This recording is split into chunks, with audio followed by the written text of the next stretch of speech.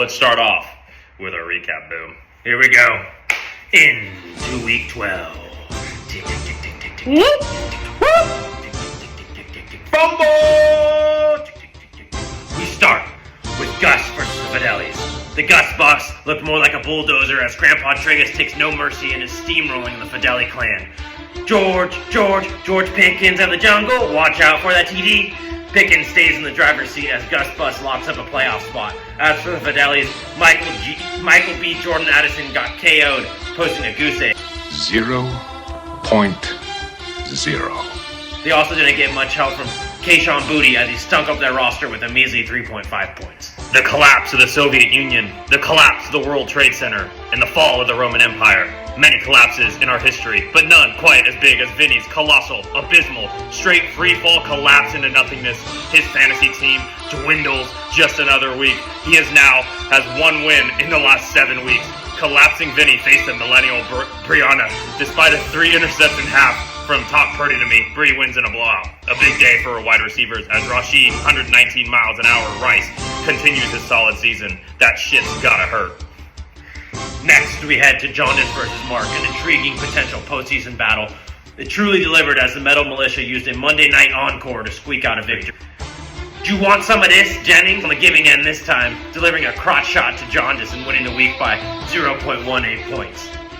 Mark overcame an upside-down cake performance by Baker Mayfield and instead relied on A.J. Antonio Brown, who wasn't locked up and provided a vintage performance. On the other side of things, Jaundice once again receives a poor outing from Justin Bieber Jefferson. Is it too late now to say sorry for drafting me? Also, the Tucker twins, Trey and Sean Tucker Carlson, were left saying, this isn't a joke. The left is destroying America and John Sanchez at winning a league title. Danny's resurrection in this week has co-commissioner Tony in a world of hurt. It turns out Danny was grounded from sneaking too many Mercy skirts into his room, so Noel had to take his phone away. Wandale Smokey Robinson was a 30-burger, making Danny really having a hold on Tony this week. DeAndre Taylor Swift threw up a near blank space, while Christopher Kenneth Walker had Tony saying, how do I lose to the worst team in the league? My God. The Stroud boys looking like Fergie's rendition of the national anthem. Tough week, boom. Yikes, talk about a tough week. We head to the beatdown of the week as it falls upon our own commish. The Juice continues to pulverize his opponents and doesn't let up this week with an absolute obliteration of Frank the Steak. Reggie Jackson Smith-Njigba is looking like Mr. November en route to the best receiver in the league.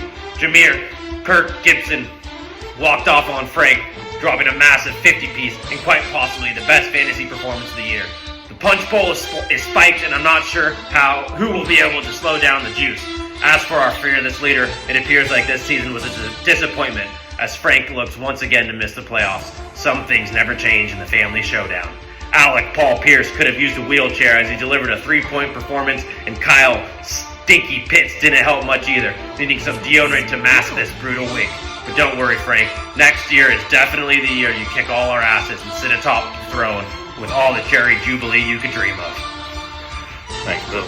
The SC LSU Mud Dogs are taking advantage of the collapse of Vinny, winning yet another game. Although, this week it was against Steve. Doesn't mean much. The Wilson twins for Ryan had Steve stranded on a deserted island with absolutely no chance of returning. Steve's zero spot from David Joker Njoku was a game killer, as he put up the same amount of points as Aunt Linda, who is not in the NFL. 0.0.